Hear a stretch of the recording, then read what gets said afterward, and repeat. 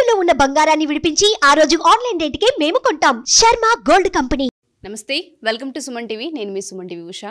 2025 సంవత్సరానికి సంబంధించి 12 రాశుల వారు అసలు ఏ విధంగా ఉండబోతుందో ప్రత్యేకించి అడుగుతూ ఉంటుంటారు. ఎస్పెషల్లీ 12 నెలల్లో కనుక మనం చూస్తే ఏ నెల కలిసి వస్తూ ఉంటుంది, వ్యాపారంలో కావచ్చు, సంతానంలో కావచ్చు, లేదంటే వివాహానికి సంబంధించి కావచ్చు, పెట్టుబడులు పెట్టొచ్చా, సంతానం విషయంలో ఈ టైంలో మేము డెసిషన్ తీసుకోవచ్చా, వివాహానికి సంబంధించి మేము అప్రోచ్ అవ్వచ్చు అని అడుగుతూ ఉంటుంటారు. అండ్ దాంతోపాటు రిలేషన్షిప్ ఎవరైతే భార్యాభర్తలు ఉంటుంటారో మాకు ఏ విధంగా ఉంది, ఒడిదుడుగులు కనిపిస్తూ ఉన్నాయి అని మాట్లాడే వాళ్ళు ఉంటూ ఉంటారు. సో సంవత్సరాంతం ఏ విధంగా ఉండబోతుంది, ఏ విషయాలలో జాగ్రత్తలు వహించాలి, పెట్టుబడులు ఏ నెలలో పెడితే కలిసి వచ్చే అంశాలు ఉన్నాయి అన్న విషయాలపైన మనతో పాటు జంధ్యాల లతా గారు ఉన్నారు. ఆవిడని అడిగి తెలుసుకుందాం. నమస్తే లతా గారు. నమస్తే అమ్మా. 2025 ప్రతి ఒక్కళ్ళు నూతన సంవత్సరం వస్తుంది అనగానే చాలా వాటిపైన ఇన్వెస్ట్మెంట్ పెడుతూ ఉంటుంటారు. దాని తర్వాత కొత్త కొత్త కార్యక్రమాలు చేయడానికి పూనుకుంటూ ఉంటుంటారు. పెళ్ళిళ్ళు కావచ్చు, లేదు అంటే సంతానానికి సంబంధించి ప్లానింగ్స్ కావచ్చు, జాబ్ మారే విషయాలు కావచ్చు, కొత్త సంవత్సరానికి ఎప్పటికప్పుడు కొత్తగా ప్లానింగ్స్ ఉంటూ ఉంటాయి.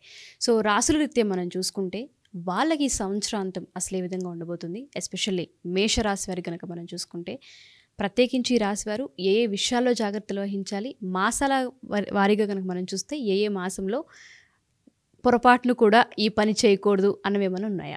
బేసిక్గా మనకి ఎప్పుడైనా సరే ఇలాగా ఫలితాలు చెప్పుకుంటున్నప్పుడు మనం ఎప్పుడు కూడా ఉగాది నుంచి ఉగాది చూసుకుంటాం. కానీ మీరు అన్నట్టుగా ఏంటంటే కొత్త కొత్త డెసిషన్స్ తీసుకోవడానికి, లేకపోతే కొత్త పనులు చేయడానికి చాలామంది కూడా new year to new year చేసుకుంటూ ఉంటారు. కాబట్టి మనం న్యూ ఇయర్ ఫలితాలు చెప్పుకుందాం. మనం ఉగాది ఫలితాల గురించి వెళ్ళడం లేదు. బేసిక్గా ఇక్కడ మనం కనుక చూసుకుంటే సంవత్సరం అంతా కూడా అంటే జనవరి 2025 నుంచి మళ్ళీ జనవరి 2026 వరకు మేషరాశి వారి ఫలితాలను గమనిద్దాం. ఎప్పుడు కూడా న్యూ ఇయర్ రాగానే ఆలోచన చేసేది ఏంటి అని అంటే పోయిన సంవత్సరం కంటే కూడా ఈ సంవత్సరం ఆర్థికంగా మాకు ఏ విధంగా ఉండబోతోంది. చాలామంది మన ఇదే ప్రశ్న అడుగుతూ ఉంటారు. ఆర్థికంగా చాలా వరకు వీరికి అనుకూలత ఉంటుంది. అంటే వాళ్ళు 2024లో చేసిన పనులకి వాళ్ళకి రిజల్ట్స్ అనేవి వస్తూ ఉంటాయి అన్నమాట. అయితే ఒక విషయం ఏంటంటే గ్రహాలు కూడా మారుతూ ఉంటాయి కదా. ఈ సంవత్సరంలో మనకి చాలా గ్రహాలు మారుతున్నాయి. సో మారినప్పుడల్లా కూడా వాటి ఇంపాక్ట్ అనేది ప్రతి రాశి మీద చూపిస్తున్నట్టుగానే మేషరాశి వారి మీద కూడా చూపిస్తూ ఉంటుంది.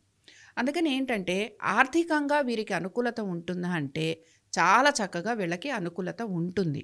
కానీ ఏ పనులైతే మనం చెయ్యకూడదో, ఏ పనులైతే మనం కొన్ని పనులు ఉంటాయి, ఎక్కడ కొంచెం డబ్బులు తీసుకోకూడని చోట డబ్బులు తీసుకోవడము, బ్రైబ్ లాంటిది తీసుకోవటం, ఇలాంటివి ఉంటాయి చూసారా. ఇలాంటి వాటి జోలికి మాత్రం వీళ్ళు వెళ్ళకూడదు మేషరాశి వాళ్ళు. అయితే మీరు ఇందాక క్వశ్చన్ అడిగారు, ఏ మాసాలలో వీళ్ళకి బాగుంటుంది అని. ఏ మాసంలో బాగుంటుంది అని అంటే అక్టోబర్ మాసం వీళ్ళకి చాలా బాగుంటుంది. అక్టోబర్ మాసంలో వీళ్ళకి ఎందుకు బాగుంటుంది అంటే ఉద్యోగస్తులకి, అలాగే మామూలుగా అయితే అసలు ఈ సంవత్సరం అంతా వివాహ ప్రయత్నం చేసే వాళ్ళందరికీ బాగుంటుంది. అలాగే వాళ్ళ రిలేషన్షిప్ ఏదైతే ఉంటుందో అది చాలా బాగుంటుంది. అదృష్టం అనేది వీళ్ళకి బాగా కలిసి వస్తుంది. అక్టోబర్ నుంచి గనక మనం చూసుకుంటే అక్టోబర్ నుంచి ఆల్మోస్ట్ డిసెంబర్ వరకు ఉద్యోగస్తులకి అత్యద్భుతంగా కలిసి రాబోతోంది. అలాగే వివాహ ప్రయత్నాలు చేస్తున్న వాళ్ళకి, తర్వాత విదేశాలకి వెళ్ళాలి అని ప్రయత్నం చేస్తున్న వాళ్ళకి, వీళ్ళందరికీ కూడా చాలా బాగుంటుంది. కాబట్టి ఉద్యోగస్తులకి బాగుందనుకుంటున్నాం, వివాహ ప్రయత్నం చేస్తున్న వారికి బాగుందనుకుంటున్నాం, అలాగే ఆర్థికంగా కూడా ఈ రాశి వారికి కలిసి వస్తుంది అని అనుకుంటున్నాం. ఒక రకంగా అదృష్టం వీళ్ళని వరిస్తుంది. మేషరాశి వారికి సంవత్సరం చాలా బాగుంది. అక్టోబర్ మాసం అయితే ఇంకా కలిసి వచ్చే అంశాలు చాలా ఎక్కువగా ఉన్నాయి.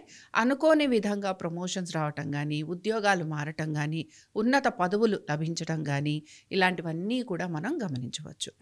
సంతానానికి సంబంధించి ఎందుకంటే ప్రతి వాళ్ళు కూడా మా పిల్లలు ఏ విధంగా ఉంటారు అని అనుకుంటారు గనక ఈ రాశికి చెందిన వారి సంతానం ముఖ్యంగా గమనిస్తే పిల్లలలో కొంత మొండి పట్టుదల ఉంటూ ఉంటుంది. ఏ మాట వినకపోవటం, లేకపోతే వాళ్ళ మనసులో ఉన్న విషయాలు ఏవి చెప్పకపోవడం, లేదా వీళ్ళు కూడా ఏదైనా ఒక విషయం ఉంటే దాని గురించి చాలా దీర్ఘంగా ఆలోచిస్తూ ఉంటారు. దీర్ఘంగా ఆలోచన చేస్తూ ఆ పని గురించిన ఏదైనా ఒక పని చేయాలన్నప్పుడు విపరీతమైన దీర్ఘంగా ఆలోచించామనుకోండి, అప్పుడు ఆ పని అనేది కొంచెం మనకి ఆలస్యం అవుతూ ఉంటుంది. కాబట్టి ఏంటంటే కొన్ని ఏ పనులు అయితే మనం ఇమీడియట్ యాక్షన్ చేయాల్సినవి ఉంటాయో అవి వాళ్ళు చేయొచ్చు. కొంచెం ఇంట్రోవర్ట్స్గా ఉంటారు అని చెప్పుకోవడం అనమాట. అలాగే మీ సంతానం కూడా ఇదే క్యారెక్టర్ని ఎగ్జిబిట్ చేస్తూ ఉంటుంది.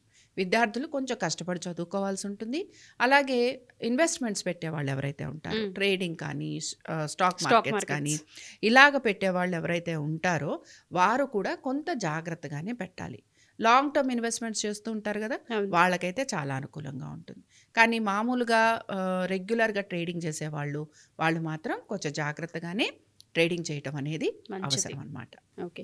సో ఎస్పెషల్లీ వీళ్ళు చేయకూడని పనులు ఏమైనా ఉన్నాయంటే, అంటే వివాహాలలో, సంతానానికి సంబంధించి, ఎస్పెషల్లీ జాబు మార్పులకు సంబంధించి ఏ విషయాలలోనైనా డెసిషన్ ఆపుకుంటే మంచిదని ఏమన్నా కనిపిస్తుంది అంటారా అమ్మా? బేసిక్గా నమ్మి మోసపోవడం ఎక్కువగా ఉంటుంది. ఉద్యోగస్తులు ఉద్యోగం కోసం ప్రయత్నం చేస్తూ ఉంటారు కదా, ఎవరికైనా బ్రైబ్ ఇచ్చి వాళ్ళు మనకేదో సహాయం చేస్తారని అనుకోవటం, ఆ తర్వాత వాళ్ళకి ఆ సహాయం అందకపోవటం, లేకపోతే ఆ ఉద్యోగం వాళ్ళకి రాకపోవడం, ఇలాంటివి జరుగుతూ ఉంటాయి. ఈ సంవత్సరం అంతా కూడా ఉద్యోగం అనేది ఒక ప్రైమరీ ఫోకస్గా ఉంటూ ఉంటుంది. అది ఆడవారికైనా సరే, మగవారికైనా సరే. కాబట్టి ఏంటంటే ప్రతిదీ కూడా వాళ్ళ ప్లానింగ్ అంతా కూడా ఉద్యోగం చుట్టూరానే తిరుగుతూ ఉంటుంది అన్నమాట. అందుకని ఏంటి, మనకి ఏదైనా మంచి ఆప్షన్స్ ఉన్నాయి అని అంటే ఎవరైనా ఏదైనా చెప్పంగానే ఉద్యోగం మారటము, ఆ తర్వాత దాని గురించి బాధపడటం, లేకపోతే మనం అనుకున్న విధంగా ఈ ప్రొఫెషన్ లేదు అని అనుకోవటం, ఇలాంటివి ఎక్కువగా వస్తుంటాయి. అందుకని ఈ విషయంలో జాగ్రత్తగా ఉండాలి. ఇందాకే మనం చెప్పుకున్నాం, ట్రేడింగ్ విషయంలో జాగ్రత్తగా ఉండాలి. బ్రైబ్స్ తీసుకునేవారు ఎవరైతే ఉంటారో వారు కూడా జాగ్రత్తగా ఉండాలి. అందుకని ఏమవుతుందంటే బ్రైబింగ్ తీసుకొని కొంతమంది ఎలా ఉంటారంటే బ్రైబ్ తీసుకుంటారు, బట్ ఏదో ఒక మంచి కార్యం చేస్తే అయిపోతుంది కదా అనుకుంటారు. కానీ అలాంటి వాటికి కాకుండా అసలు పూర్తిగా కొంచెం దూరంగా గనక ఉండగలిగితే చాలా వరకు ఈ మొత్తం సంవత్సరం వీరికి అనుకూలంగా ఉంటుంది. Okay, thank you ma'am, thank you so much. నమస్తే.